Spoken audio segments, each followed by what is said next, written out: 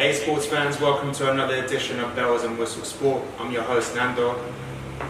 Special edition today, we're joined by Bear Management London's very own Sophia Bhaumick. How are you doing, Sophia? Hi, nice to meet you, thanks for having me. No, pleasure's all ours. For our viewers that don't know who Bear London Management are, can you let us know what they're about? Yeah. So we are a sports agency that kind of work with a couple of boxers each time, and we get them sponsorship and kind of grow them into the pros that they need to be, so they can fight properly and focus on boxing completely instead of, other jobs and stuff. But I really focus on only 2 boxers at a time, not loads and loads. So you said the 2 boxers. Can you tell us a bit more about them? I know one is Yusuf Kamari. Yeah. Hot prospect for the future, lightweight. Yeah. 8 wins, 8 fights, 8 wins, 2 KOs. Yeah. What can you tell us about him? So Yusuf was, I took him on in August and it was really exciting. I've watched him from the start. I remember seeing him, he was on the same card as Joel McIntyre and Leon McKenzie. He was right in between. Never seen this boy before, but he came out and he was just special. He kind of fights like James Toney, and it's just his style is, he picks his shots so well, and his transfer of training is what I saw. And it's like, for someone at the age of 22 to be able to listen to his coach like that and then kind of implement everything that he's learned there, you've got to be special to do that. And then, of course, you've got to be a showman as well. Now, this was the side that I hadn't seen before. So what we did is we paired, he's Filipino, so we paired with the Philippine Embassy and a few different other Filipino restaurants and things like that, and we hosted a press conference for him. Now, you've got to be a little bit intimidated, sat there with the ambassador of the embassy and things like that, but Yusuf just took it in his stride and he kind of stepped into being a champion. That's when I saw it. It was special. It was amazing. So we went from fighting in Bethnal Green, right? Yeah. And then to York Hall, and then all of a sudden Wembley Arena on the undercard of George Groves and Jamie Cox in the Ali Trophy. That must have been incredible. Yeah. How was that?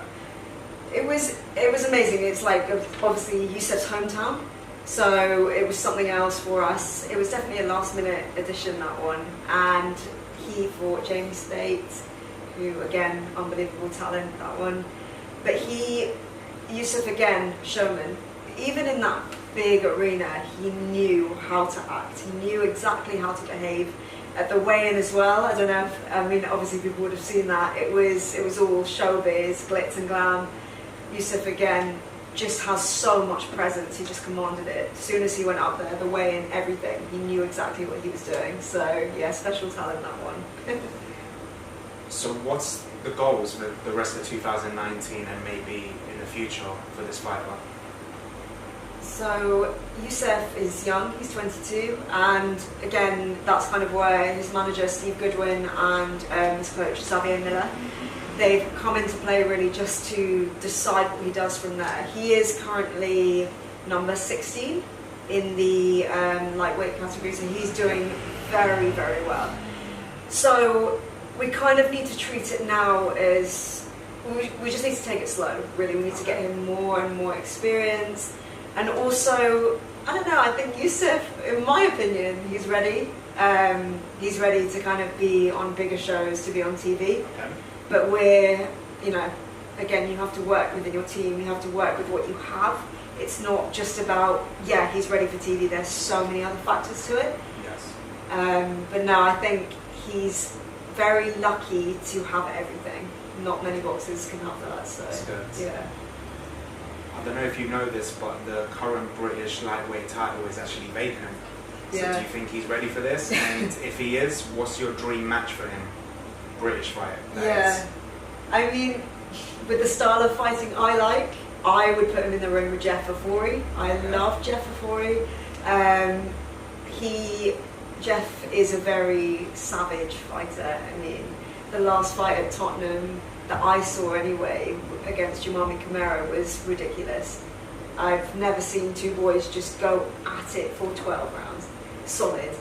And it was one of those ones where I would like to see that, but Youssef doesn't fight that way. He doesn't fight like that, and it's I'm not sure, to be honest. I don't really know yet at this stage because there's so much talent coming up. There's people coming from all areas at the moment. I mean, yeah, Youssef's there, tops like number 16 now, but I'm waiting to see who else there is coming up the ranks as well. So you mentioned two fighters. The other one is another fighter called Yassi Boy. Yeah. What can you tell us about this kid? He's a welterweight, isn't he? He's a welterweight, What can you tell us? Yasser Agozzino. He is a character. Now, welterweight, again, he has not had the easiest start to his career. If anything, he's been very, very unlucky, but he has taken everything in his stride. Cancelled fights, so many things have gone wrong, but we are a very close team, and I see so much in him. He is just a showman, and he has a lot to prove. There's a fight that I won that should be on TV with him anyway in 2 years' time. I kind of know the fight that's going to happen, but I think that's more of internal situation between him and someone else that I'd quite like to see, but I'm all about seeing like crazy fights. Is this a fight you're allowed to say? I don't think so. I feel like I'm going to get in trouble if I bring this up, but he's just special. I mean, he has this relationship with his family that I haven't really seen in a long time. I know a lot of boxers, they're all about their families and friends and stuff, but Yasser's it's more raw than that. There's something else to it. At an event in Camden, he spoke about his whole past with what he's been through and kind of how he's seen his dad go from nothing to something and just be inspired. Now he looks after his family, like every decision he makes is for them, and that's why I'm not in a rush with him. Again, he's young, he's 23, and I want him to feel it. I want him to feel this whole thing because it makes it more real, and you see it in the ring. That's the part I like about it. We have had to wait so long. Like when Yasser fought last in September, I think it was September or October. So it's been a long time, but when he gets back in, you're going to see all of this. You're going to see all the pain that he has been through to get to this point. That's why, like, whenever we have days where it's like, why is this happening? It's like, for the day that you go back into the ring, that's when you're going to see someone else, someone that's grounded by everything that's happened. And it's just, that's a seasoned pro, in my opinion. When a fighter has something to fight for, like family, and they go through a lot, and especially if they've got the personality and the skill, I think that's the most dangerous fighter. Yeah. So, would you say that he is a future world champion? I think Yasser is like one of those ones where you'll watch him and he's going to bring back old school. That's how I want to say it. He has that raw kind of, you knock him down, it doesn't even matter. It does not even matter because there's so much in him to fight back. I don't know, he inspires me, the way he speaks, everything. I'm excited to work with him. He has so much presence, he just commanded it. As soon as he went out there, the way and everything, he knew exactly what he was doing. So yeah, special talent, that one. So what's the goals for the rest of 2019 and maybe in the future for this fighter? So Youssef is young, he's 22, and again, that's kind of where his manager Steve Goodwin and his coach Xavier Miller, they've come into play really just to decide what he does from there. He is currently number 16 in the lightweight category, so he's doing very, very well. So we kind of need to treat it now as, we just need to take it slow, really. We need to get him more and more experience. And also, I don't know, I think Youssef, in my opinion, he's ready. He's ready to kind of be on bigger shows, to be on TV. Okay. But again, you have to work within your team, you have to work with what you have. It's not just about, he's ready for TV, there's so many other factors to it. Yes. But no, I think he's very lucky to have everything. Not many boxers can have that, so that's good. Yeah. I don't know if you know this, but the current British lightweight title is actually vacant. So do you think he's ready for this? And if he is, what's your dream match for him? British fight. I mean, with the style of fighting I like, I would put him in the ring with Jeff Affori. I love Jeff Affori. Jeff is a very savage fighter. I mean, the last fight at Tottenham that I saw anyway against Jumami Kamara was ridiculous. I've never seen two boys just go at it for 12 rounds, solid. And it was one of those ones where I would like to see that, but Youssef doesn't fight that way. He doesn't fight like that. And it's, I'm not sure, to be honest. I don't really know yet at this stage because there's so much talent coming up. There's people coming from all areas at the moment. I mean, Youssef's there, tops like number 16 now, but I'm waiting to see who else there is coming up the ranks as well. So you mentioned two fighters. The other one is another fighter called Yassi Boy. What can you tell us about this kid? He's a welterweight, isn't he? He's a welterweight, What can you tell us? Yasser Agozzino. He is a character. Now, welterweight, again, he has not had the easiest start to his career. If anything, he's been very, very unlucky, but he has taken everything in his stride. Cancelled fights, so many things have gone wrong. But we are a very close team, and I see so much in him. He is just a showman, and he has a lot to prove. There's a fight that I want that should be on TV with him anyway in 2 years' time. I kind of know the fight that's going to happen. But I think that's more of internal situation between him and someone else that I'd quite like to see. But I'm all about seeing like crazy fights. Is this a fight you're allowed to say?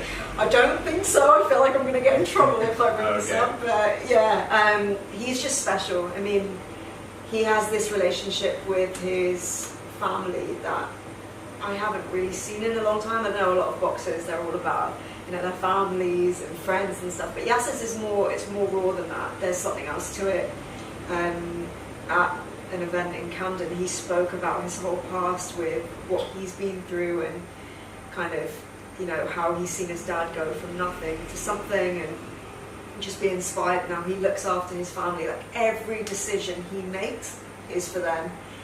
And that's why I'm not in a rush with him. Again, he's young, he's 23, and I want him to feel it. I want him to feel this whole thing because it makes it more real and you see it in the ring. That's the part I like about it.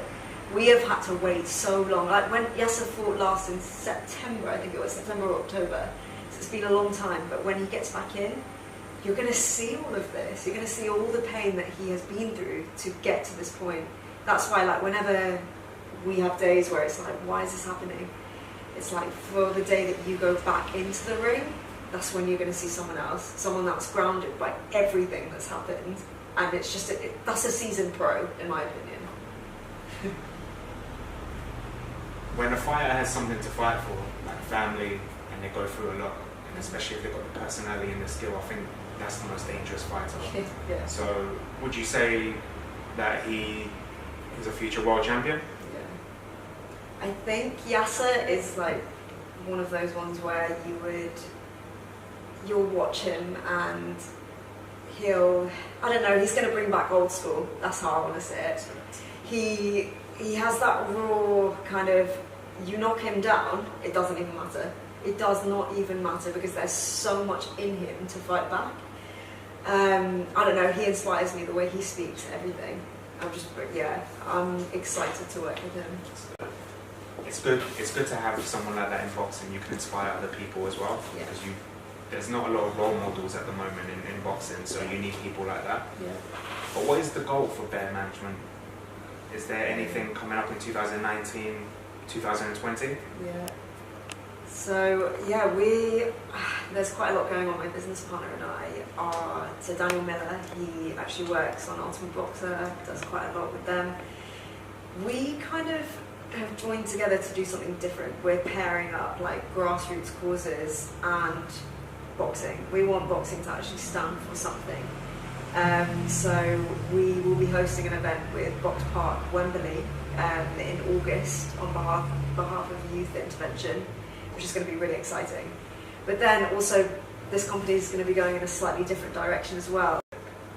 Amazing news. So we'll see who's at the top. Yeah. Is it Britain? Is it US? Is it the South Americans? Only time will tell. Sophia, let's talk about you. How did you get into boxing? What inspired you to get into the sport? Well, I think with me, I was just obsessed. Boxing, I come from like a different kind of route. I think a lot of people will see me and the way I speak, think I'm very privileged, they'll put this kind of view on me. And that's completely fine, but it's not where I've come from at all. We've all experienced hardship, all of us. And I think with me, I see it in people. And I want to take that pain that people have gone through and kind of help them. So when I was over in the Philippines actually a few years ago, I was volunteering, and that's kind of where it all started for me. You see people like that, and they're playing basketball, they're doing boxing, especially in the Philippines, it's huge. Yeah. And you just see like Pacquiao, a major inspiration to me. And I was just taken from that, and always been in love with Arturo Gatti. All of that story, just taking it into my company. I want to produce boxes that mean something, timeless boxes that it doesn't matter if they lose a fight. Like Arturo Gatti, he lost fights, but he's still current to this day. You say his name and you think timeless. You think warrior. That's exactly what we need now. We don't need any more, oh, he's undefeated, he's this, he's that. No, I want to see real. I want to see a fight. I want people to look back at Yusuf and Yasser and think, right, Yasser Agozzino against him, even though he lost, that was a fight. Of course. Like Takam AJ, that's one of my favourite fights. Because who do I remember from that? Takam. He did very well in that fight. It was an underdog. People underestimated him. Do you know what? I think he would still give a lot of people in the heavyweight division problems. I would like to see actually, instead of Brazil, I wish it was Takam versus Wilder. Because that, I'm telling you, Wilder would struggle against that guy. He probably would win. Because the thing about Wilder is that he's got the athleticism to go through the 12 rounds, where a lot of these opponents have actually blown out by the 6th, 7th. Yeah. I think age played a lot in the Ortiz fight. Yeah. I think he got really lucky in that fight. Ortiz being 38, 39 at the time, got tired by the 6th, 7th. Could have ended Wilder in the 5th, didn't manage to do the job. Yeah. And then, but yeah, I definitely remember. The other one I remember is Povetkin. Yeah. I think AJ got very lucky in that fight and could have ended very quickly, but again, AJ pulled it out of the bag like he did against Klitschko. Yeah. What about the Klitschko fight? This whole rumour of him coming out of retirement. Can you see him fighting AJ again, Fury, Wilder? What do you think? I mean, I'm a massive fan of Klitschko. I love him. I think I want to see that. I want to see him get back in, but I want to see him with Fury. I think you put two legends together. That's what I want to see. I don't know. I think the AJ fight with Klitschko was unbelievable, but you can't recreate that. You can't. That moment that we all know, it can't happen again. It will never. AJ is a different fighter. Klitschko is a different fighter. There are other parties involved now. It's not as raw as it was then anymore. And I think that's what you kind of see with, like, for example, if Klitschko comes back, that's like with Pacquiao as well, back in, with Floyd Mayweather and stuff. You're bringing back the raw there. It's like two different breeds of boxers. That's what I think anyway, definitely. I think, my opinion, I think it would be the same outcome again if it was Floyd versus Pacquiao, because the first fight would happen too late. Should have happened earlier in their career. I think Floyd might have had the advantage, but you never know in boxing. You never know. But it depends, because if the undercard is not that great, it doesn't make the fight as exciting. It just depends how they promote this fight. Yeah. For example, Khan versus Crawford, for me it's quite a big fight, but it hasn't been as promoted as it should be, like huge. I want the promotion team to make it big and make the undercard worth watching this fight, because if it's like Floyd versus McGregor, you know, a lot of people were eager for this fight only because of the press conference and the beef they had. The undercard was terrible. There was no one really on it So it wasn't as big an event that you would think it would be. Yeah. I think that's such a good point you brought up. The undercard fights are really, really important. Yeah, that's my favourite. Yeah, it's the best part about it because it's like the build up to, you know, obviously the best fight, but you need to get people involved. A lot of the time I'm sat there and don't get me wrong, like Lawrence Okoli is unbelievable, but I can't remember which fight it was. One of them, it was just so boring. And people lose it and they get to the final, to the last fight, and you're kind of like, okay, I'm watching it, great, it's done, that wasn't worth my money. But when you get exciting fights all the way up, I don't know, it was a recent one with Charlie Edwards, there were loads of them just over and over again, amazing fights, things you never think would happen. And it's incredible. I mean, I need to see, I think they need to put bigger emphasis on the undercard and who they're actually picking. I think obviously they'll pick the favourites. It's usually the same, like Matchroom, it's usually the same. But I mean, shout out to Dion Juma. He needs to be on an undercard. He has to, because that's exciting. You want to see real, proper beef between people. Yeah. Dion Juma will bring that. If you want to see the old school Derek Chisora throwing tables everywhere, which we all want to see. Oh yeah, definitely. Exactly. I think they're trying to make it, I don't really know. To be honest, I don't know what's going on with boxing right now. It's going amazingly well, but I think the raw side of it's gone a little bit. It's very showbiz. I think we need to bring it back. So you mentioned undercards. So the one I'm looking forward to is AJ v Miller. Yeah. Because it's different compared to his usual undercards Matchroom. You've got Buatsi, you've got Katie Taylor on it, but the one that is rumoured is Callum Smith. Yeah. So you've got not only the heavyweight title on the line, you've got the super middleweight title on the line. Yeah. You've got a unified women's title fight. It's incredible. What do you think about that?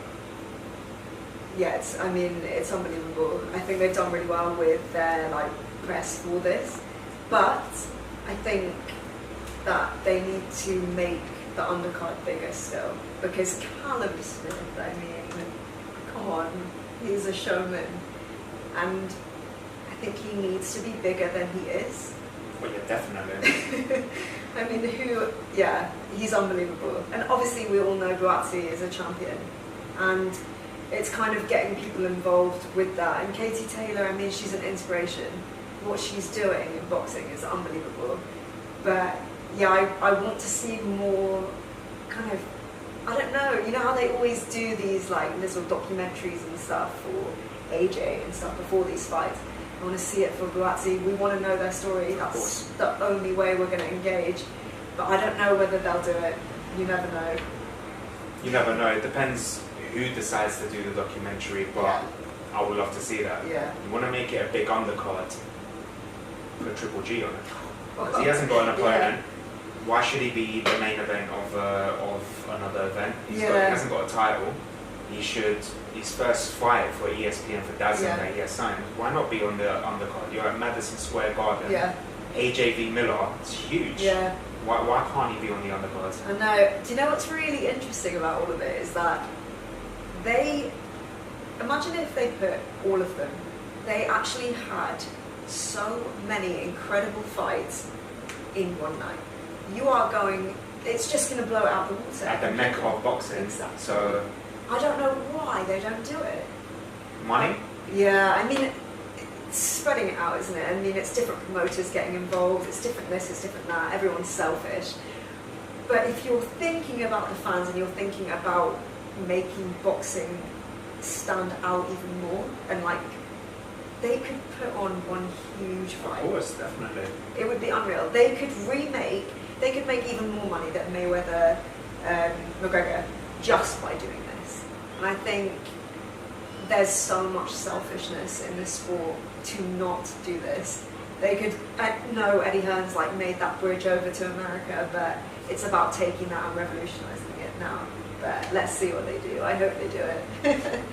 I hope so as well, but I think a lot of fighters got big egos, and I wouldn't be surprised if they've actually tried to get big fighters on this card, but some of them want to be the co-main events, and it's no, I don't want to be the third fight before the main event, I want to be the co-main event, and then I think it's to do with money, with sponsorship.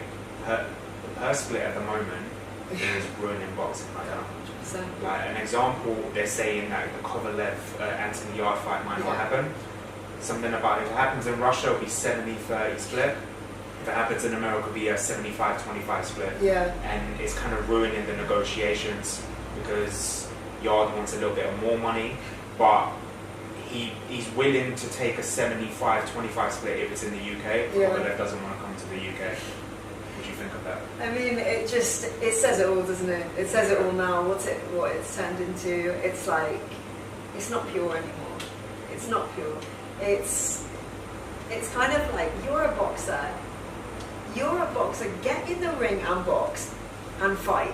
Don't mess around outside the ring with you're going to get money anyway. You're going to get endorsements. You're going to get this. Put the fights on, and you are going to get more and more endorsements.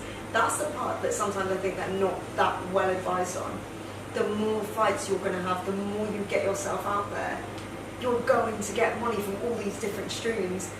Like, they're focusing on one fight. One fight. If you, it doesn't matter where it is. If he goes to Russia, or if he goes anywhere, Anthony Yarde, he will get press. There is a camera crew that will follow him around, regardless. But he's focusing on, for me, the short term. And there's just so much more in this, I think. And that, I still think that is the issue in all sports, really. Yeah. They just think about that.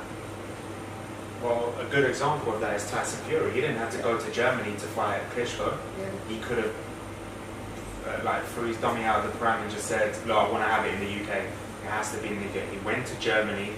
I'm sure he didn't earn as much as Klitschko did. Yeah. Won the title. Yeah. So Yarde, if I was Yarde, go to Russia, take that title, bring it back to Britain, and have the fight that everyone wants to see, you against Buatsi, and that's it. Yeah. An all British title fight. Maybe Buatsi can go after another champion and then unify the belts. Why not?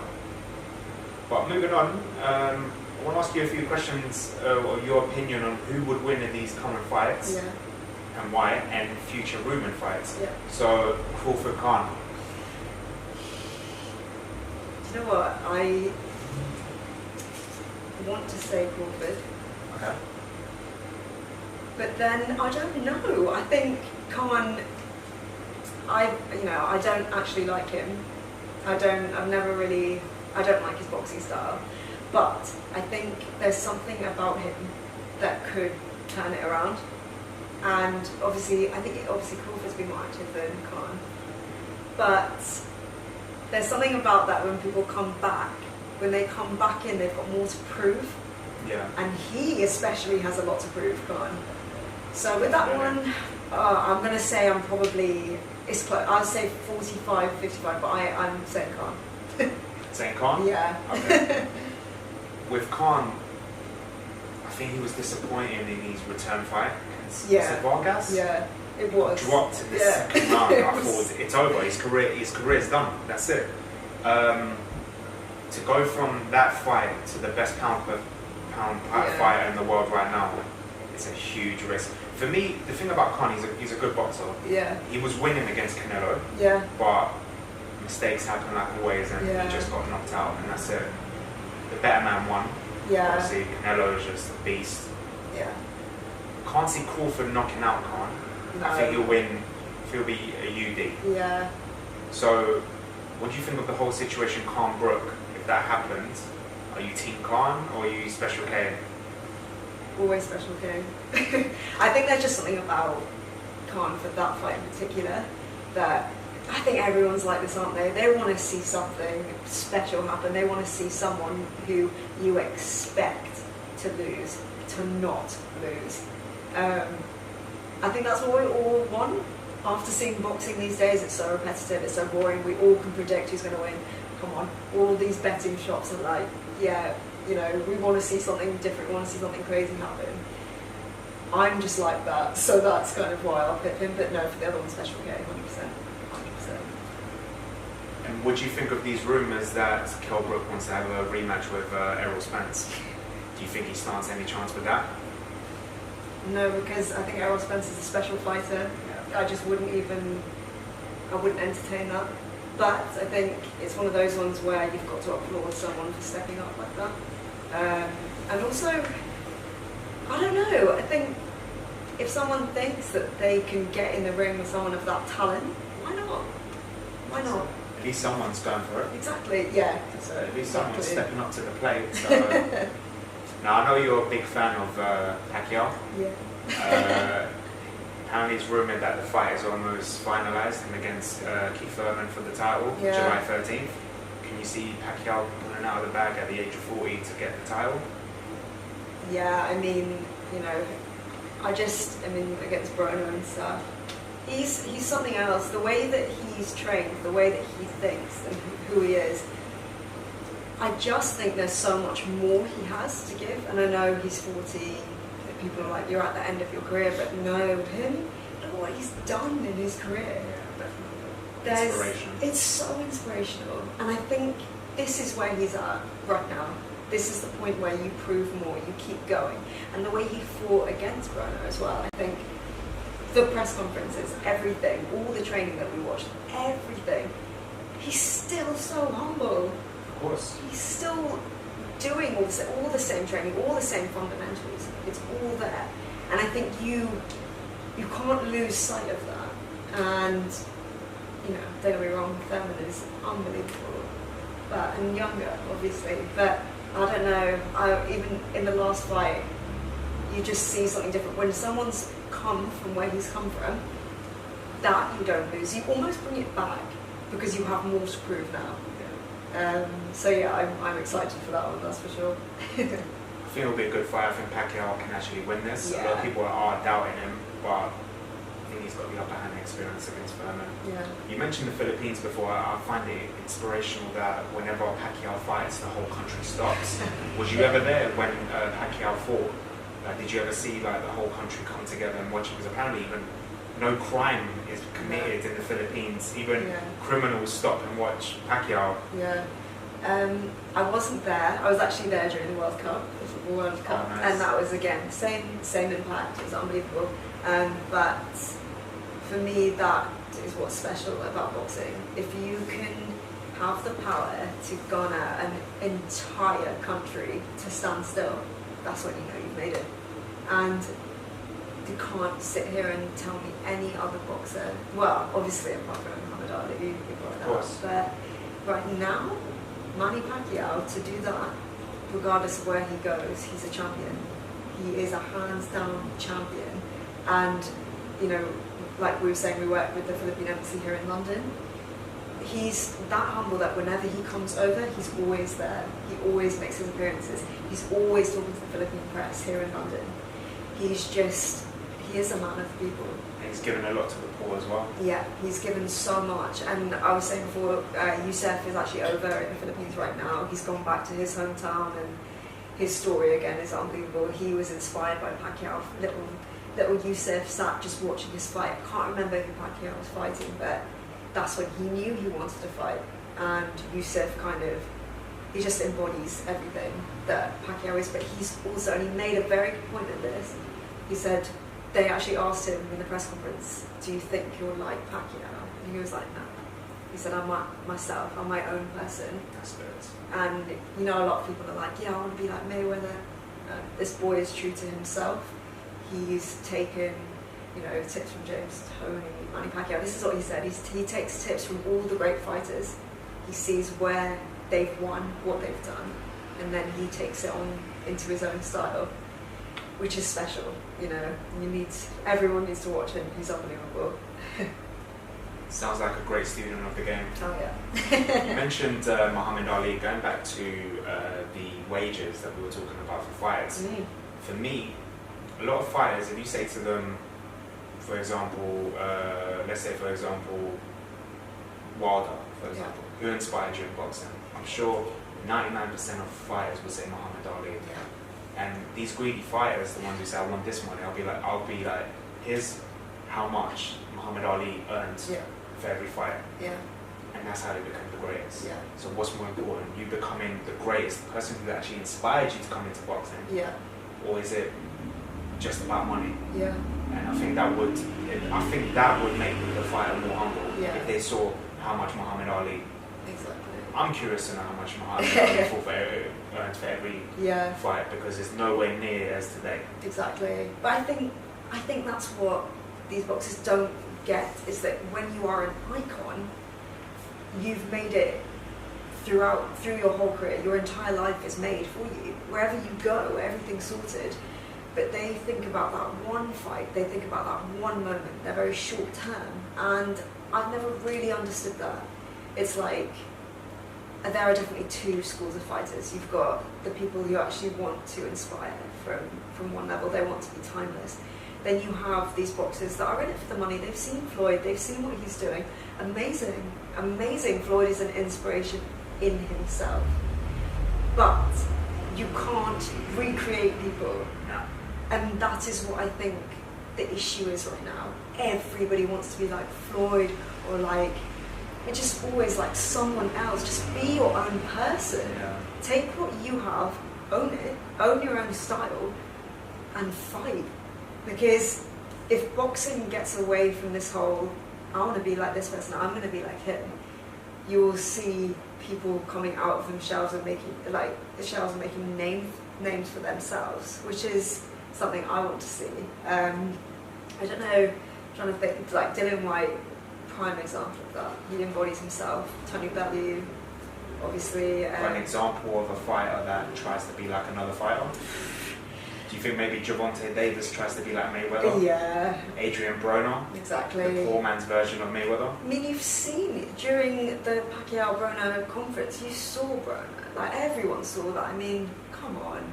He looked like he didn't want to be there. Yeah. He didn't look like he trained. He looked overweight compared to 100%. his previous fights. Yeah. He just looked like he was there for the paycheck. Yeah. That's it. And what's crazy is that these networks are actually paying for him to fight. Yeah. So straight after the Pacquiao fight when he lost, there was rumours that he was going to get a title shot against Furman. Yeah.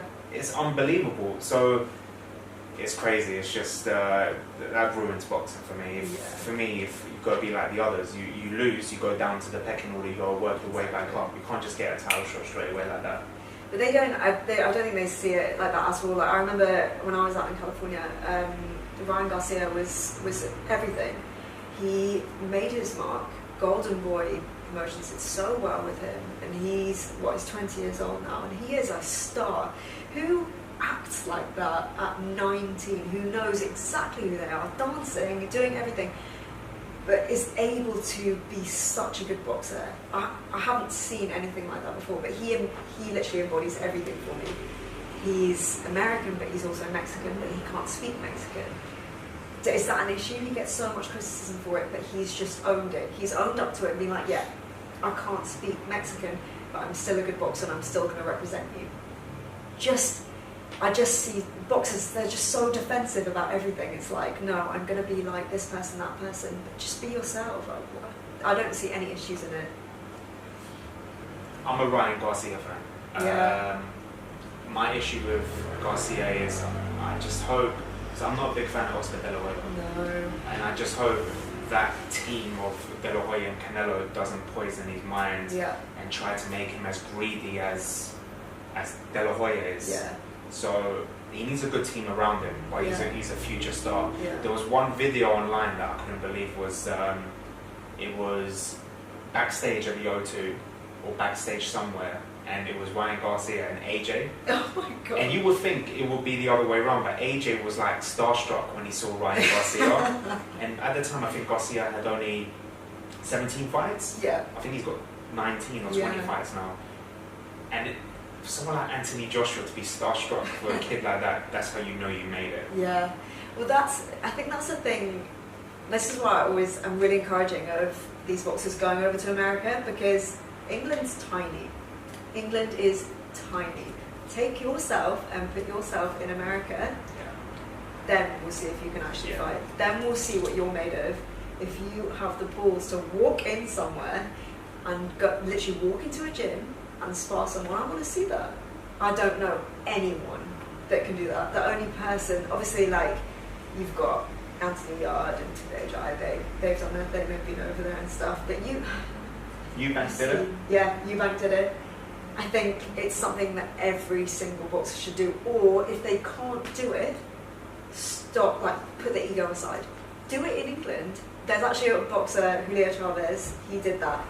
He went, I remember he was telling me, he went around to different gyms because he was trying to find a gym that worked for him. This is why he's special. He went around to loads of different gyms, and he just went in and was like, I want to box, or I just want to sit here and watch your boxers, I want to see how you coach. To have the balls to do that, yes, you are going to be a good boxer. That's one to watch, that's for sure. He's a very good boxer. I look forward to seeing him fight. Yeah. Look out for him in the future as well. Tell me, who's your current favourite boxer and who's your favourite of all time and why? Current favourite, I think, in England is definitely Joshua Buatsi. He's so classy. He's just been effortless all the way through, and it's been a journey that has been amazing to watch. It's been very, like, he's actually earned it. It's not been handed to him on a plate. It's like, no, I deserve to be here, and he's proved it time and time again. Worldwide, definitely Ryan Garcia, and obviously Pacquiao, but Garcia for me, I've watched him from the start, and I just like who he is. It's authentic. He's not trying to be like anyone else, in my opinion, anyway. And then, of all time, definitely Arturo Gatti. I mean, I don't see fights like that.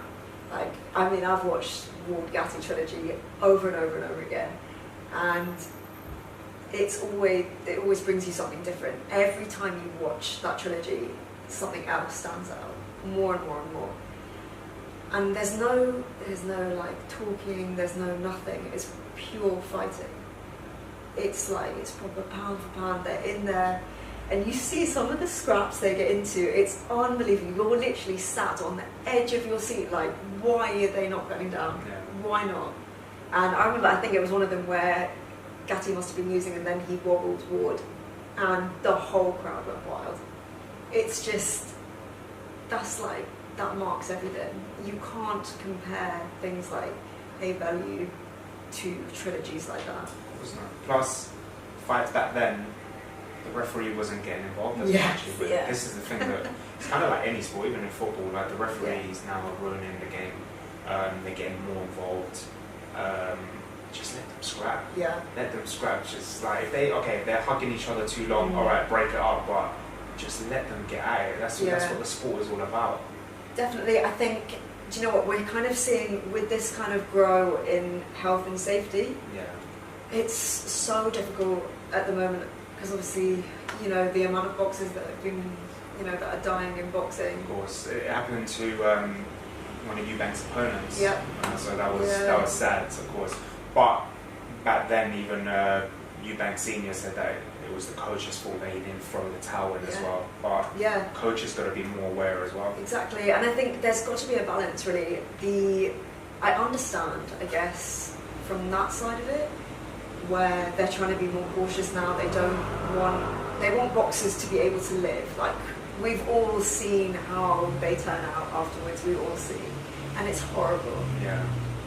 But they're also boxers. They chose that, and if I am my say, it's kind of like, right, British Boxing Board, stop passing everyone.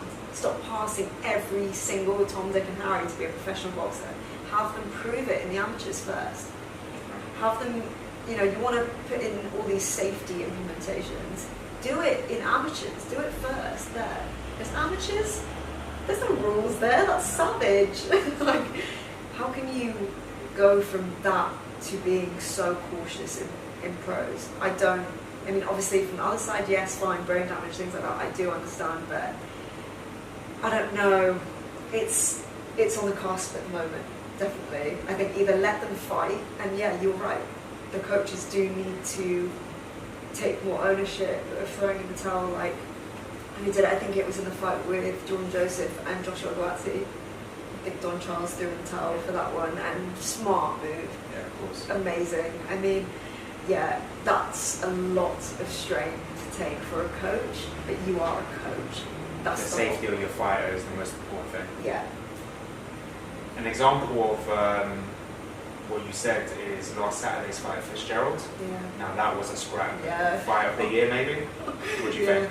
Do you know what? I haven't actually watched. I watched highlights of it, but I have heard all sorts. I knew that. Incredible. It was amazing. Incredible. I think. I don't know. Like I said, there's something else happening in boxing at the moment, and we're starting to see this change, which has been coming for a while. But you have like different promoters coming in from different angles. You've got boxers rising on YouTube, on social media, things like that, and you're seeing demand for fights now, so that when the fights are actually there, they're savage and they're proper fights. And I think we're moving into such a good era of boxing, definitely. What you said about that's what boxers got into, even though they get hurt. Yeah.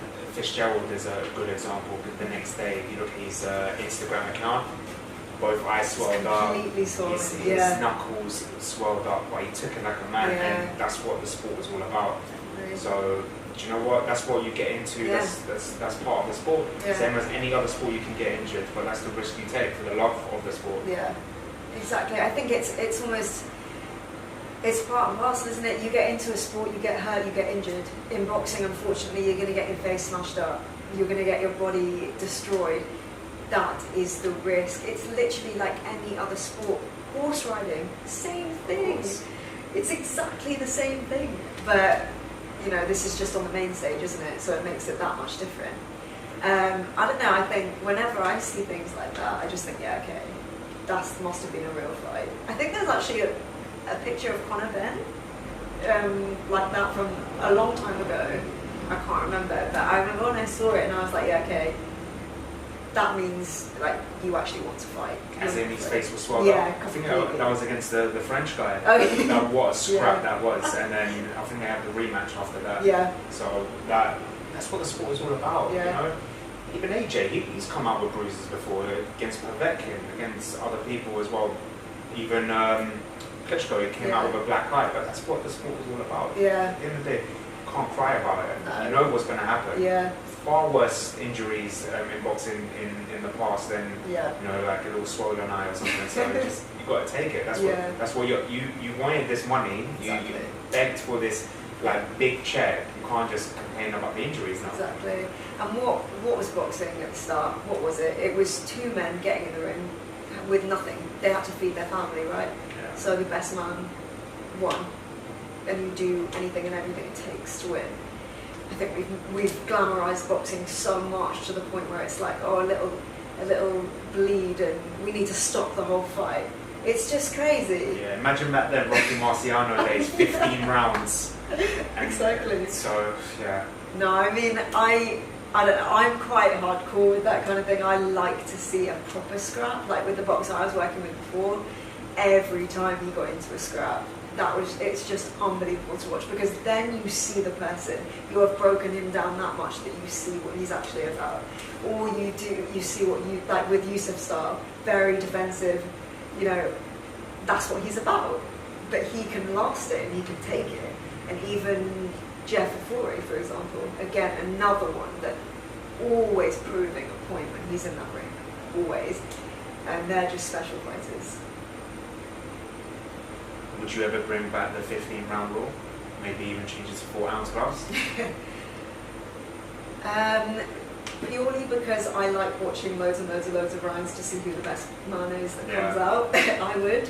But I know that people, you know, you've got two different sorts of people. You've got people like me that just love the scrap, and then you've got people that love the style. They want to see the style and over, you know, 15 rounds it does go. It is all about, it's all blood, isn't it, really, after that. But I think 12 rounds you start to see pure boxing, you start to see all the different techniques, that transfer of training, you see it. You fit as well. Yeah. And I mean, there's real emphasis, like with the strength and conditioning coaches, with all the teams that go into it, every single round is structured so well. And I think that's what people forget, really. The team behind them is unbelievable. I used to work at the XL London, and there's a coach there called Dan Lawrence. He's Conor Ben. He's like the matchroom strength and conditioning coach. Unbelievable. He has mastered his trade, and he knows exactly what to do to kind of get that power out of the boxer in those last few rounds, to complement endurance with short bursts of power is unbelievable. And it's the science that kind of goes into all of it. There's just so much in it that's amazing. For me, I've always had this thing about boxing where I can't stand the draw. Yeah. I think it just ruins it. Like, for example, the Wilder Fury. Yeah. I've kind of had this thing like a sudden death kind of thing. So if it comes to a draw, let it go to another 3 rounds and determine a winner. Yeah. Because a draw, I just can't stand it. It just doesn't mean anything. A draw on a record, and you know, the excitement of the crowd coming to, I don't want to see a draw. I want to see a winner. Yeah. There has to be a winner. There can't be like, and then the whole thing of we have to wait for a rematch. And look what happens. The rematch never happens. Exactly. So I think it just ruins the sport. Do you know what? I completely agree with you. One of the boxers from IQ at our camp, Kay Prosper, he fought an English title a couple of weeks ago. It was a draw, and it was horrible to watch because now he has to wait for a rematch, and it's like, no, just get rid of that. It's a title. Someone has to win. Where was this fight? It was at York Hall. It was the 16th of March. Was it Prosper against O'Meara? Yeah. I was meant to go to that fight. Mason, I heard it was meant to be a credible fight. It was unbelievable. You know, a lot of people didn't think Kay would even stand a chance against Simon Mason. Don't get me wrong, Simon Mason is unbelievable. But Kay and Xavier, they studied every single day, because we were part of that camp. We saw it. We saw how much work went into it. Zav and Kay, the amount of sparring they put in, the amount of technical work, they changed so much. For me, a draw, the fighters don't deserve that money. Yeah. So definitely something to look forward to into the future to change. Fingers crossed. Exactly. From the start of the camp, it was unbelievable. They studied Simon Mason every single day. And Zav himself, he's really special in that way because he'll sit there and he'll just watch. He'll watch every single fight that like Simon Mason's been in. He'll study every single move and then he'll implement it into Kay's fight, or the way Kay fights. And it's incredible to watch because someone with that talent and the way that he can take it, it made Kay a contender. Without Zav, I mean, I didn't know Kay before, but all I know is that pair is unbelievable. And in the ring, Kay was just, he's something else. He's got so much showmanship. And yeah, like I said, I don't know what will happen next. I know Kay's back, he's ready to fight, but I don't know if he'll challenge to fight Sam Mason again, because if he fights Sam, he has to fight in Sam's hometown, which makes it an even harder fight. So I think from this point, it's exciting for Kay Prosper. Doors are open, and I think, you know, he's been through a lot, so I'm excited to see what's next. Well, a lot of people said that Kay won that fight, so you know what? Do a Fury, go to his hometown, take that title, and then bring it back home. Yeah, no, I fully agree. I think more boxers should do that. I think they should go prove a point somewhere else. Because when you go and you shake up a hometown, that's the point proven. You're already, you've made it then. Like you've kind of asserted yourself somewhere else. But you kind of have to do it like with how boxing is. There's so much politics. You have to get the knockout. You have to. Yeah. So it's kind of training to be able to do that, which I know. Xavier Miller, he's a pro. He's very exciting to watch as a coach. Just some of the prospects from his stable, you can hand pick who's going to make it to the top. I know I have, but I will get in trouble again if I say it. So I won't, I'll refrain. That'll be for future interviews. Yes. As someone that represents fighters, I want your opinion on something. Yeah. And I want your opinion on the situation, the fighter, and if maybe Bear management will give this fighter a chance. Cash Ali. The situation that happened with David Price, if that was your fighter, how would you have handled that? I don't know, to be honest with you. I don't know, because I think you have to be in that situation to... Because you can never... I could sit here and I could say all sorts. Yeah. I could literally say, I would have done this, I would have done that. But being in that situation is completely different. And I don't know. Bizarre, wasn't it? Yeah. Yeah, really bizarre. But again, that's the exciting part of boxing. It's so unpredictable in that sense. Potential client? No, I know who my clients are for like the next 4 years. So I think it's one of those ones where for me in particular, I like people who they walk into a room and they stand out. Yeah. Then they go into a ring and they stand out. They don't have to say anything, they just own it. And there aren't many boxers that can do that. There's one at the moment that I really want to work with, but there's just certain factors for me that I won't risk it. I've risked it before and lost everything. Right, okay. So I'm not willing to do that again. And there's certain traits in boxers that in people that you have to be cautious about. You have to see these things of, okay, are you genuine? Or are you just in it for the money? Like we were talking about earlier. So yeah, it's one to really see what happens. Yeah. So I know some of your fighters, well most of your fighters fight at Neasden Boxing Club. Yeah. And part of they're sponsored by IQ Boxing. How did the two come about together? So Xavier Miller and Nicholas Premde, they run Neasden Amateur Boxing Club.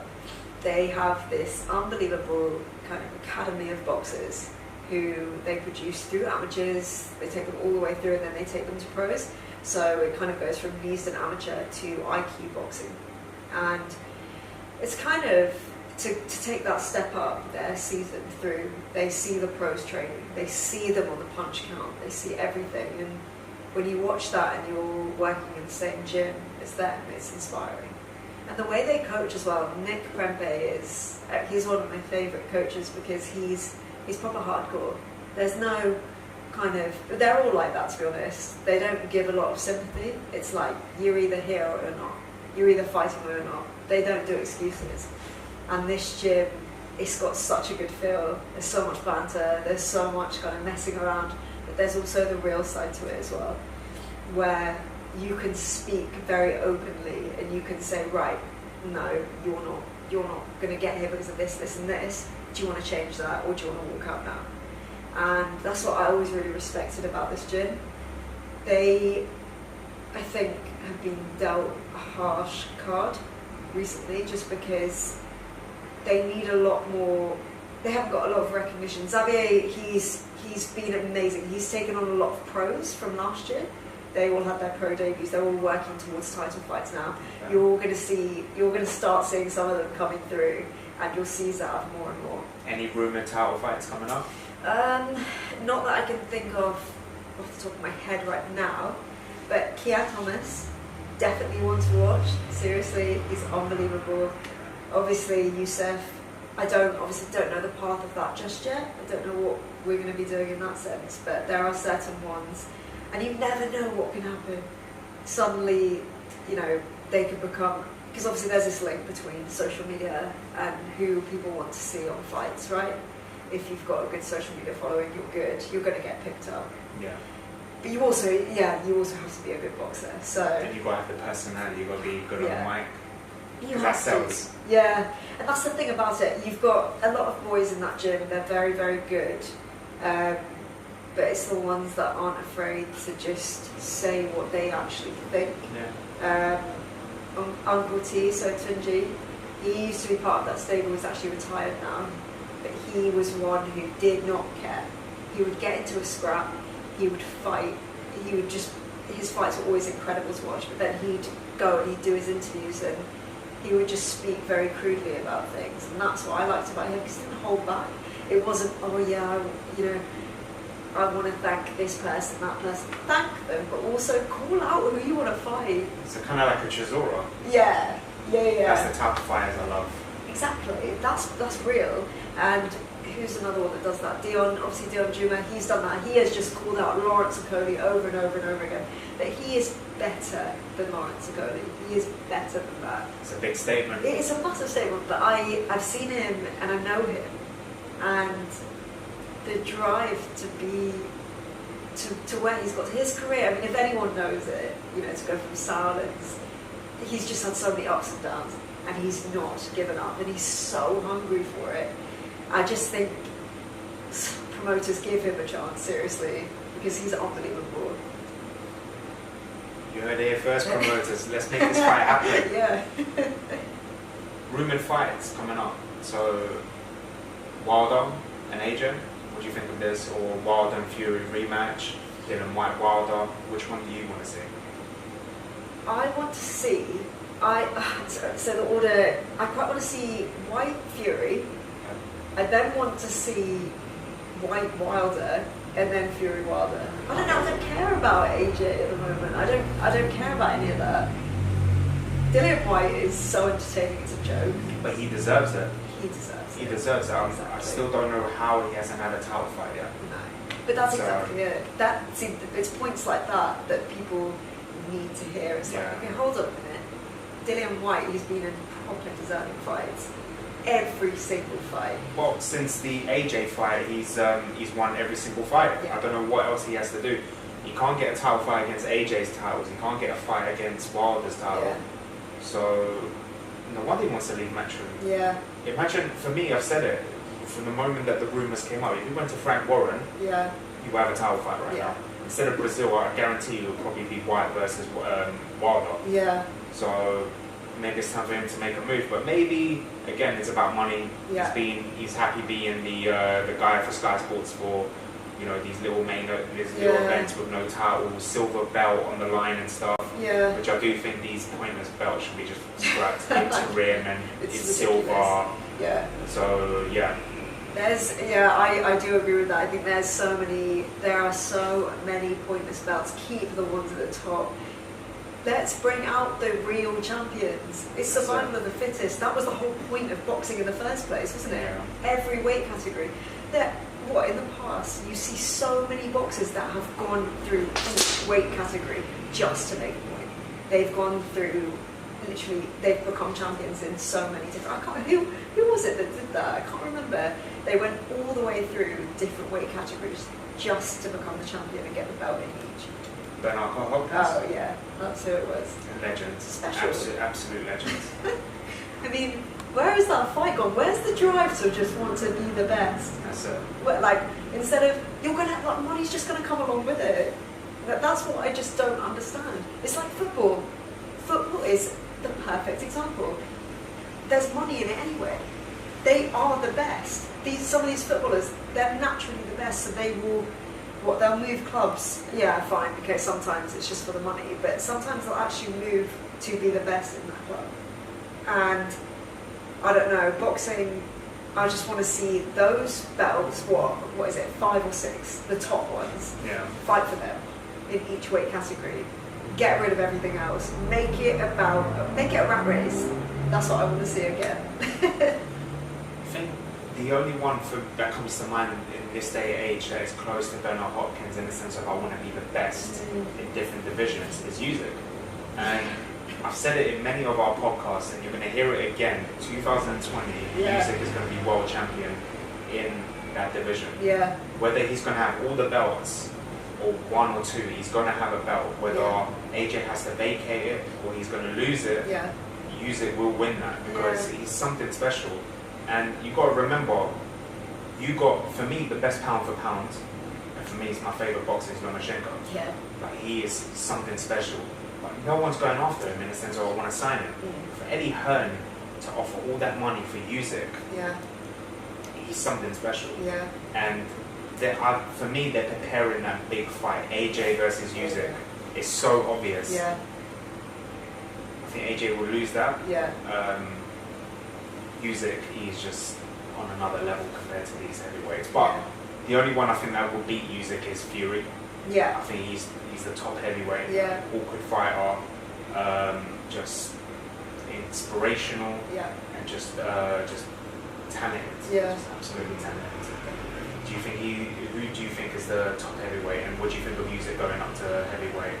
Also, as well, the rumours of one day of Cody going up to heavyweight. This whole thing with Dylan White, even though it got squashed. Okay, well, I'll address that first one. I mean, the last one. That's ridiculous. Cody, I don't know. I think he's got such a big point to prove that he's not proved. Prove it. Prove it first. And then do it. Then do what you want. Go up, go down, no one will care. But he hasn't proved it. He's ducking fighters. Oh yeah, for sure. Yeah. So why would you go and say you want to do that when you haven't even mastered your own trade first? It doesn't make sense. Like, do you know what? People always go off what they've done in the past. Oh, I did this, I won this, I won that. What are you doing now?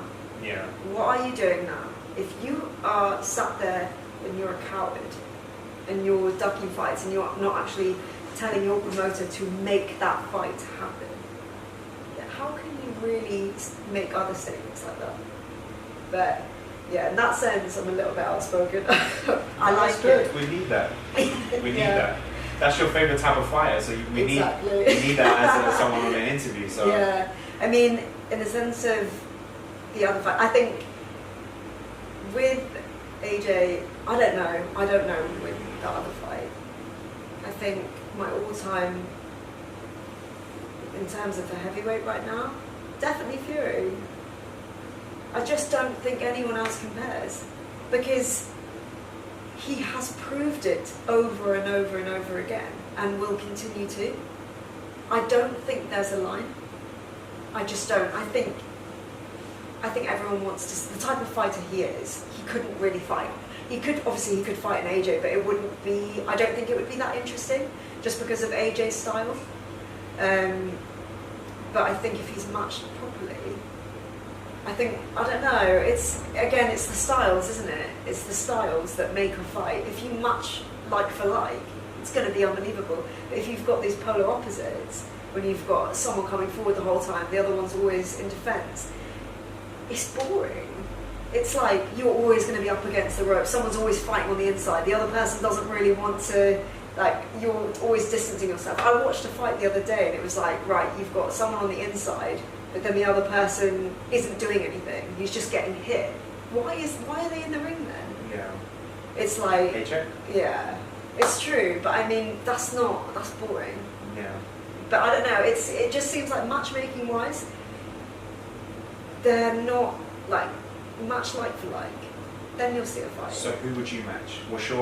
What current fighters that are right now fighting, British or just in general, what fight do you want to see? I really want to see Charlie Edwards and I forget the one. Casemiro? Yeah, I want to see that again because I think Charlie Edwards has become someone else. Yeah.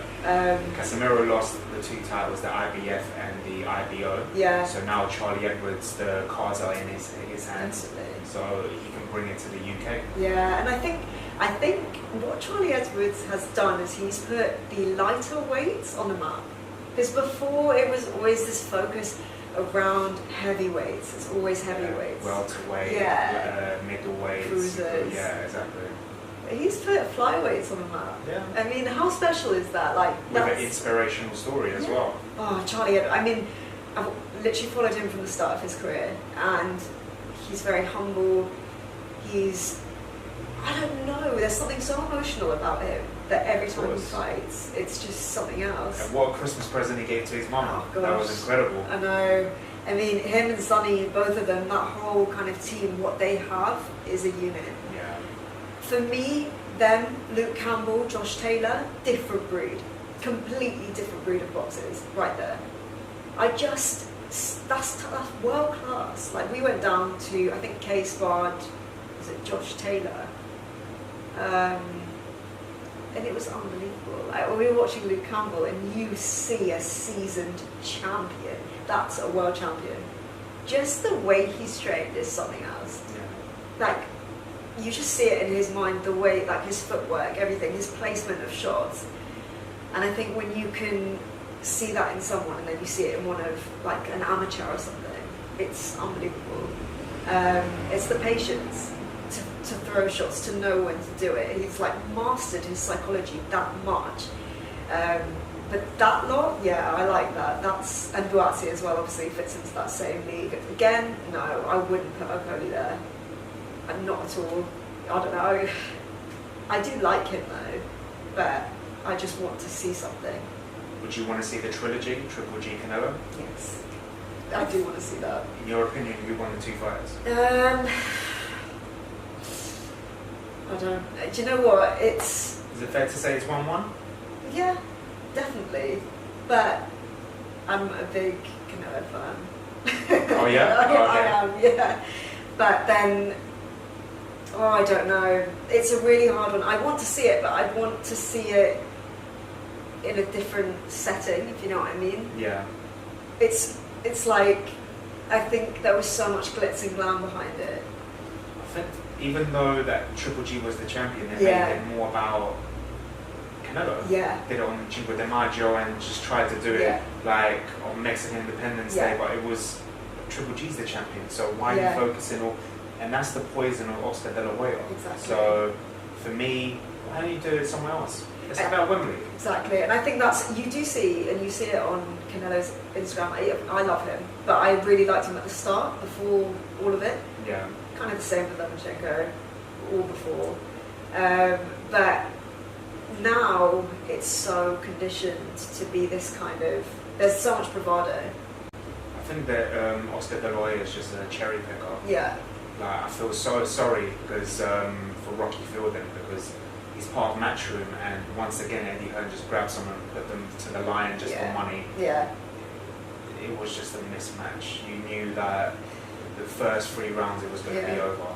But for me, if you want Canelo to fight the best, fight him, put him against Callum Smith. I want to see this great fighter, because for me, Callum Smith will wipe the floor with him, because it will be a totally different fight. Yeah, well, Callum Smith is a different breed. I just, like we said before, he's not been given the chance, and he's not been given the light, and I think, who knows why? I think people are very subjective with how they think, and they don't like to admit when someone could beat one of theirs. Of course not, of course. But you avoid that fight, because you don't want that person to... Imagine if Canelo never fought Floyd, and right now he would be, whatever he is, 53 or 54 and 0. Exactly. Even worse. Yeah. I don't even think he'll be fighting Jacobs right now. Exactly. Because they literally don't want him to lose that O. So, who you got for Canelo Jacobs?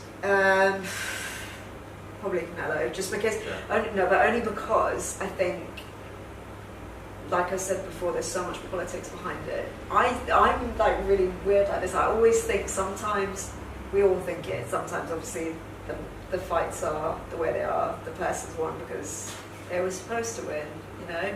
Been written in somewhere, hasn't it? Yeah. Again, probably shouldn't be saying that either, but... In the judge's pocket?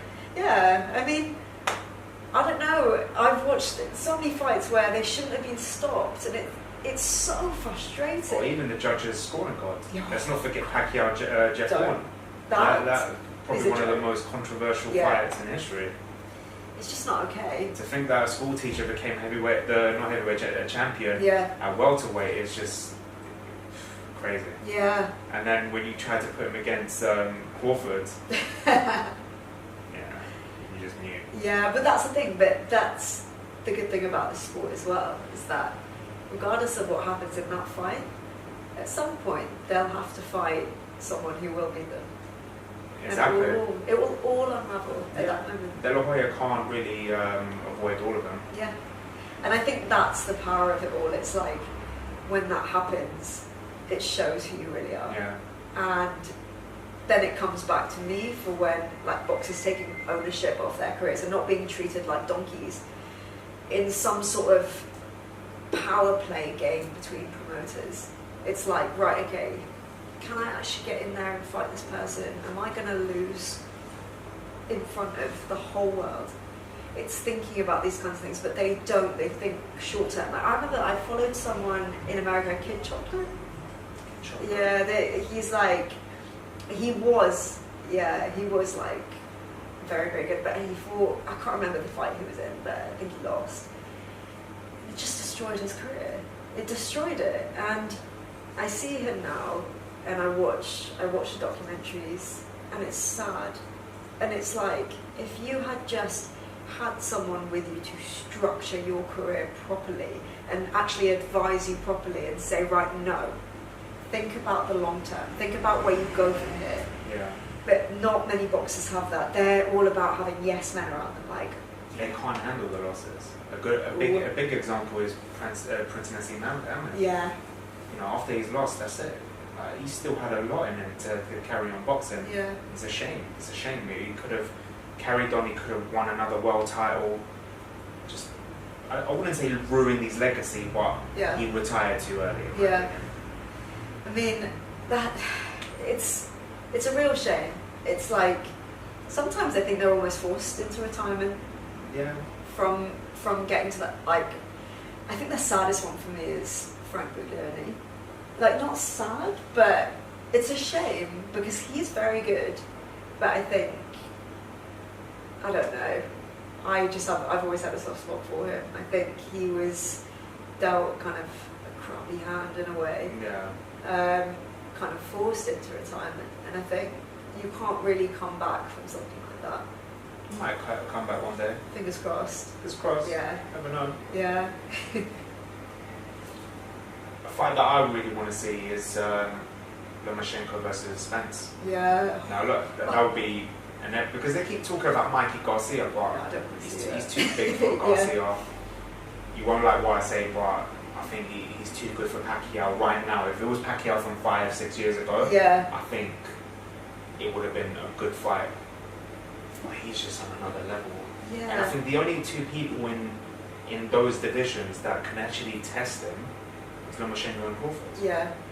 Yeah. Well, for me, I think Spence kind of embodies what it truly means to be raw. Like, Yeah. that's the proper. He is proper, really. If you're talking old school, you're talking him. Best body shot in boxing right now. 100%. I mean, he's always exciting. There was a clip, did you see, like, they put a clip out after his last fight of him in the amateurs, and he was just, his body shots were just lethal back Yeah. then. Imagine now, it's just crazy. Exactly, but that's the important part about it. It's when you see talent from them, you see it one shot, and you're able to pick that out from a boxer and hone in on it, and make it their trademark. They just become something else. And I think that's what needs to be done more. But yeah, that fight I would love to see. Do you have any dream matches that, let's say, past or present, that your ultimate dream match that you would love to see? Oh, that's a really hard one. I think I would probably want to see. I'm just a fan. That's the only reason why. But Gatti Ward, I want to see again. Plus, I also love Sugar Ray Leonard Okay. so much. If you had to pick Sugar Ray Leonard against a Today fighter, who would be the ultimate dream fight? I don't know. It's who do you think? That would be a tough one. That literally would be a tough one. I don't know. Because you've got to consider back then, the weights were different. Like, for example, Ali, I think at today's age, he will be a cruiserweight. Yeah. He will be a heavyweight. So Sugar Ray, would he go into a lower weight? So that's the thing. Yeah, So exactly. I'm not sure. My dream fight would be someone like Triple G versus Joe Calzaghe. Oh my gosh. Or Canelo versus Joe, because I'm a big Joe Calzaghe fan. Another one would be Tyson Fury versus Holyfield. Yeah. And the technicality in that fight Yeah. would be just incredible. A lot of people, I've heard a lot of people say the generic answer, Tyson versus Ali or Tyson versus AJ, but Nah. Tyson would have wiped the floor with AJ. Exactly. So, The second. That's such an important point. It's like you've got figures like that who would destroy this whole. To be honest, bring Tyson back, you could destroy him now, in my opinion. that's a big statement. It's a big statement, but That's I a mean, big statement. you can't like get away from you can't kind of dispute what he's done and what he did and how he fought. It was reckless. It was amazing. It was unreal. I mean, the fear that everyone was scared of him, really. But not everyone's scared of AJ. They're just not allowed to fight him. He's so guarded by business. Yeah. I think if you get rid of all of that, see what happens. Let's just see. I mean, you never know. Anyone, like throw Takam in again. You never know what could happen. One fight I would have loved to see, because for me it was a great fight. Yeah. It will go down as one of the greatest fights on British soil, was the AJ versus Klitschko fight. Oh, yeah. But I would have loved it if it was Vitali. Yeah. Because Vitali was the beast out of the two, and I think that would have been a crazy fight. Vitali even versus Fury, that would have been a better fight. Yeah. I don't know what the outcome would have been of that, because Vitali was just a different breed. Yeah, I mean, that's the thing about it, is like I said, Fury, the fact that we can even put him in that category with figures like Vitali, you know, Tyson and things like that. It's something else. He's just got this grounding that I think, I don't know, AJ does have it from where he's come from, his whole story. He has it. He just needs to be in that fight. We saw it with Klitschko, we've seen it with so many fights. Yeah. But they're shielding him so much that I think it's because back then he wasn't the true champion. Yeah. Now he's got most of the belts. It's like, I can do what I want, I can avoid who I want, I can pick who I can fight. Back then he kind of didn't really have a choice. It was kind of like he had to prove himself. I don't know if it's a thing where because he beat Klitschko, he's like, okay, I've proven myself now, I've got nothing really wild, I don't really need to fight you. Dylan already beat you. Dylan has improved since that fight. It would be, I still think AJ will probably beat him, but it will be a scrap, and I think it will be closer than it was before. Yeah. Because Dylan rocked him and didn't jump on him to finish him. I think this time he rocks him, it'll be a different story. Yeah, definitely. I think Dylan White, every single time he fights, he's better. Yeah. And it's where he's come from, isn't it? Like it's just natural like that. I don't know much about it. I'm not going to say I'm an expert or anything, but from the boys at Neaston who come from similar places, you can see it. You challenge them, they improve. If you challenge people enough, they're going to keep stepping up because you've got a point to prove. I don't know, what are you thinking for June? With AJ Miller? Yeah. I want to see a scrap. Yeah. I don't want it to be like when AJ fought Brazil or Johnson or any of these other fighters, and you thought, oh, maybe, and then all of a sudden 3-4 rounds and it's over. Yeah. I want to see a scrap. I want to see Miller give him a problem. Yeah. I still think AJ's going to win. Come on, AJ's going to win. You will. But Miller will cause him problems. He's powerful. He's slow, but he's powerful, and he's got a lot of stamina for a big guy. Yeah. If he hits AJ, he's going down. Exactly. He's going down. It's not going to be a thing when Povetkin hit him and busted his nose and he just wobbled and he recovered. It's a different breed, Miller. The great thing about this fight is it's sold because, again, back on personality. Yeah. Miller's got the personality. AJ, it's a bit boring, isn't it? But he's been okay for this one because he got under his skin. Yeah. So finally, the AJ the real AJ is coming out. The AJ that we saw a 10-minute glimpse of when he fought Brazil. Yeah. But I want to see more of this raw AJ. I want to see this roadman AJ. I want to see this. I want to see the real AJ. I don't want to see this humble. All right, you won your gold medal. No one's going to take it away from you. Be the real you. Because I want to see someone sneak up a camera on AJ on an everyday life. I want to see what he's like around his friends and around people. Is he humble? Yeah. Or is he playing it for the cameras? Yeah. I think he can be humble. I think he has been raised well from his family. Yeah.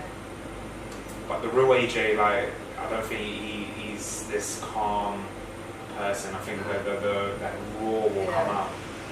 Not as raw as Chisora Dylan White. No, Chisora. But close. Yeah, definitely. I think. Do you know what? It's the same with music as well. Like, we're seeing all of these artists come through, and the music's coming more and more. It's raw. It's proper real music. You're starting to hear the truth. Yeah. It's mainstream now, and I think with the rise of that, you'll start to see athletes in all the different spheres let down this business guard and actually start being themselves. And I think it's really special that we're moving into this. It's just authentic. Yeah. And you can't really blame people for being like that, because it was like that. It's like you had to be a certain way to get to certain places and act in these ways. But you don't have to be like that anymore. We've moved into more of a more real space now. People want to hear the truth. Of course. And I think that AJ probably, I don't know, I think obviously there's a few views on it, but the way I see it is that obviously Miller got under his skin, yes, it brought out this side of him that probably wasn't supposed to come out, but it has now, and it's probably at that point where it's like, right, okay, why not? I've got nothing to lose, and it's better to be in the spotlight and be yourself than to slip up. Yeah. Because that would probably end your career. Unless you're Floyd Mayweather, it will never end your career. That's it. Yeah. So. Do you think a lot of boxers look at Mayweather and think, I want to break his records? For example, there's a rumour that he wants to come out of retirement to fight Pacquiao or Broner, to not give Wilder that upper hand, because he's quite close, Wilder. He's at 41 or 42? Yeah. He's like 10, 9, 10 away. Yeah. Still young, he can still do it. If he keeps fighting these journeymen, yeah, he can make it. So do you think it's about that? Yeah, definitely. It's really sad, to be honest, in my opinion, because there are so many boxers out there that they'll build their career, they'll fight anyone, any journeyman, put me in the ring. They want to build their, how many fights they've had, unbeaten.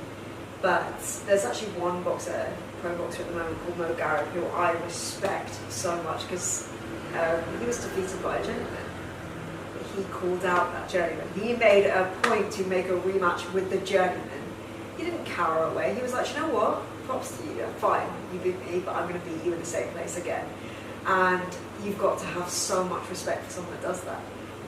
People, they follow this line of, I'm going to be unbeaten. But how boring is that? How boring is that? Yeah.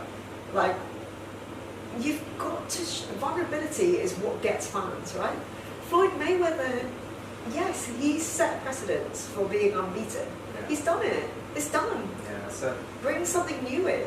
Who you could fight the same person over and over again. That's different, isn't it? Just do something different and make a point about it. Like Charlie Edwards, for example. I keep bringing him up, and he's so iconic. Everything he does is always very different. Just his approach to every single fight. The way he is in the changing rooms, who's with him, his surroundings, the way he is on Instagram, it's always different, and I think that's what's really special. I don't know, we'll see, but these boxers are so focused on that unbeaten record when it doesn't matter. It just does not matter. Go and fight in different countries. Go and fight different people on their hometown. Go to Africa, go to Russia, go to America and fight these people. Because you're going to learn so much more from doing that, from your losses, than you will if you continually win against people who don't really want to fight you in the first place. Your role model there. Like so many boxers who, like I said before, would say their favourite boxer of all time was Muhammad Ali. Yeah. Went to Africa to fight. Yeah. Do something like your icon, like your. Yeah. Why stay always in America? Yeah. Do something different. Yeah. It's not about the money. It's not about the. Ali lost. Yeah. Tyson lost. But that's why they're known as one of the greatest. It's nothing to do with your. Exactly. It doesn't matter. It's what you do in the ring. It's that career that you built. That name that you make for yourself. Yeah, and build a culture like within your boxing. Yeah. Let your style have culture. Yeah. And you don't see it in any boxers, to be honest, anymore. And it's sad. And what I mean by that is, if you want to make a career out of boxing, why on earth are you staying in one place? Why are you trying to sell tickets to the same people day in, day out? Yeah. Go, if you live in North London, go challenge someone in South London. Get a crowd down there. Who cares? Go Make a and name do for it. yourself. Exactly. Like, or just, like, with me, I just went to California because I needed to understand why I wanted to be in boxing. So I went to UFC to learn about MMA, to learn about jiu-jitsu, all of these different sports. It wasn't jiu-jitsu, wasn't really part of it, but it was more Muay Thai. My grounding is from Muay Thai, so I see so much culture there because I was with the Mexicans. I was down in Long Beach. So you see where they come from. Do you really think they care about selling tickets and fighting? No, they take illegal fights. They do this, they do that. They just want to fight. They just want to fight. It's the love of sport. Exactly. But I think people are so obsessed with staying in one place that if you're going to be logical about it, just think about it like this. Do you really think staying in one place is going to get you anywhere? You have to step out of your comfort zone.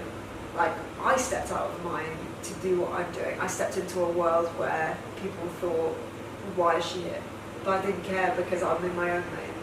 I don't care what you think. I'm going to take who I want, and I'm going to run with it.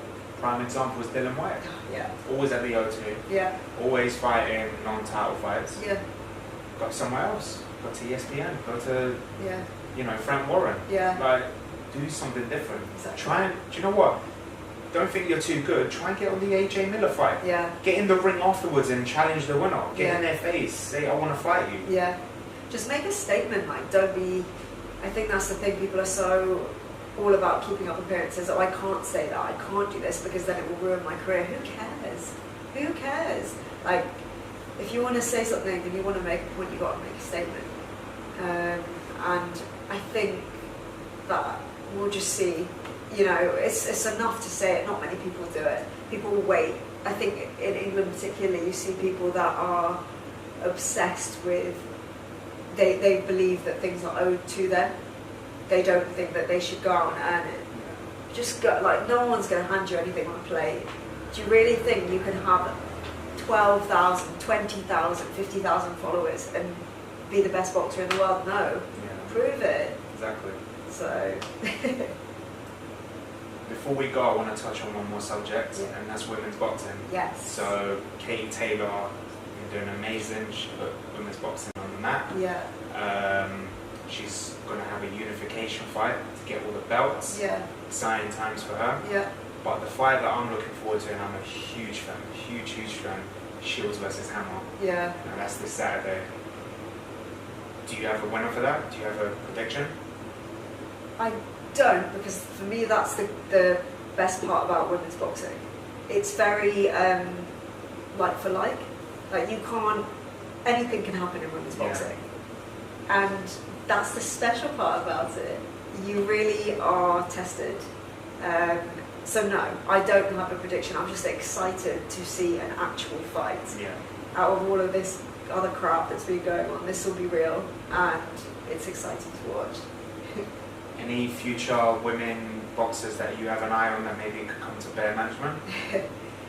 Yeah, I mean, I've got two I've always had my eye on. That's Sherelle Brown and Amy Andrews. They're another league. I mean, Sherelle, for example, she comes from Islington Boxing Club, and she's just pure. She's tearing up women's boxing. But the issue is that people don't give enough to women's boxing. Like, we have all these cards and stuff, and it's filled with men's, then you've got one female fight. But they need to put more on, because there's more character there. Yeah. And like you've seen with like Ronda Rousey and stuff in UFC, like, how unreal was that? Of course. They don't hold back because they've got more to prove. Exactly. And it's special. She even changed wrestling. Exactly. Like, she's the main event of WrestleMania, the Yeah. first ever women's WrestleMania main event. Yeah. So women's sport is iconic now. It's Yeah. growing, and Katie Taylor changed that because Yeah. she was the main event. Was Yeah. at York Hall, Yeah. and the first ever time live on Sky Sports. Like, Yeah. you can't get any better than that. No. And once she unifies, and I think she will take those Yeah. belts. Where's she going to go from there? Exactly. Is the division good enough for her? Is she going to go up? Yeah. Well, that's the issue with it, is that there aren't enough women in sport. And that's not, well, I mean, it's not true. You've got a lot of women in amateurs. And then you've got not that many in pros. So, Yeah. I mean, a really good example of this is Rosanna Cox. She's unbelievable, but no one will fight her. Well, they can't find her a fight. I don't really know the situation myself, but she's special. Like, she's so talented. She could probably beat up the boys, to be honest. It's kind of like the movie $1 Million Baby. 100%. Couldn't find the fight, you just Yeah. have to pay the fighters to fight her. So. 100%.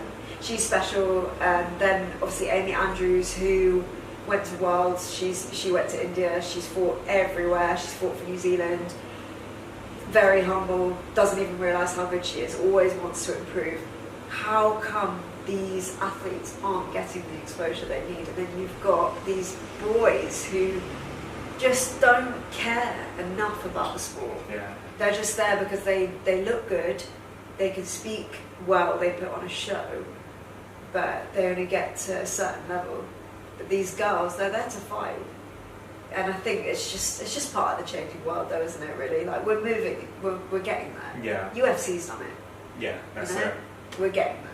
I'm sure Bellator is going to end up doing it for boxing. 100%. Yeah. I mean, like UFC, they revolutionised everything. Really, they're the only. You can't ever really, in my opinion, you can't compare boxing to UFC.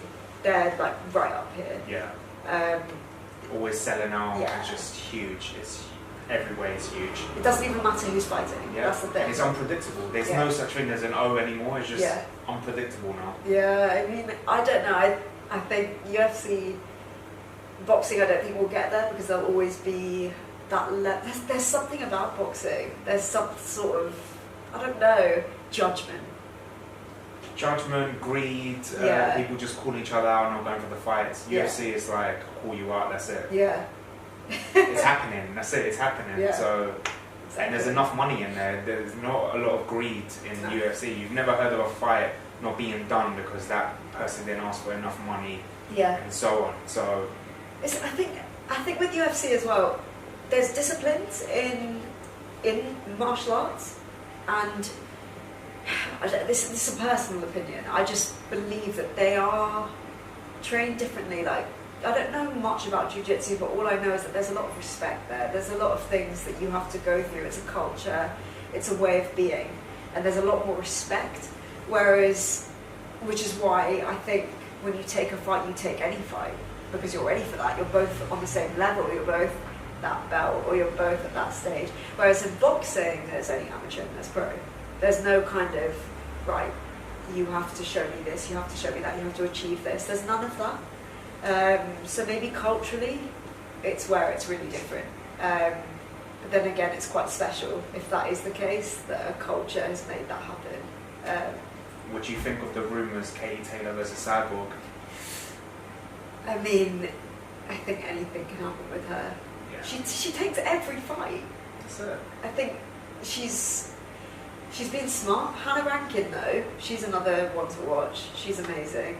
I'm trying to think who else. Obviously, Shannon Courtney. Yeah. I hope she does well in her career. Inspirational story, unbelievable. Yeah. First fight, great pro debut. Yeah. Next fight is going to be on the bill of the Dave Allen and Lucas Brown. Yeah. Bells and whistles will be there at the O2 Arena. Yeah. Hopefully get a British title fight soon for her. Definitely. Because they did say she's ready. After her pro fight, all of a sudden they want to throw her in for the British title. Why not? It's like... I mean, do you know what? If she's a contender, throw her in. Like, skip all the stages, do it. Why not? I know I keep bringing him up. Lomachenko won the title in his 4th fight. Exactly. And then in his 7th. So it's just, when you're ready, you're ready. If you're something special, go for it. Yeah. No, I fully agree with that. I mean, it's, that's, you know, it's about, like I said, coming back to it, boxer ownership. If you feel you're ready, do it. Tell your team. And then if you go and you don't win, at least you tried. Like, you can't have this regret in the back of your mind that I didn't try. You knew you were ready, so you go. But yeah. Sophia, thank you for coming onto the show. It was a pleasure. Yeah, thank you so much for having me. It's been amazing to actually talk about boxing. Sometimes I have to be very filtered, especially being a woman where I am. I don't really state my opinion too much, so this has been fun. It's good to have an honest opinion. Yeah, too honest. Have that Chisora thing. Yeah, just not filtered. But that's it. Uncensored. Yeah. Sports fans, thank you so much. Hey guys, I've just been on the Bells and Whistles Sports podcast and live show here with Nando. It's been incredible, so please give them a follow on Bells and Whistles Sport. Go on Instagram, Twitter, Facebook, YouTube, like, comment, all the works. You're going to be seeing so many interviews coming up, and I look forward to seeing what's coming. So thank you.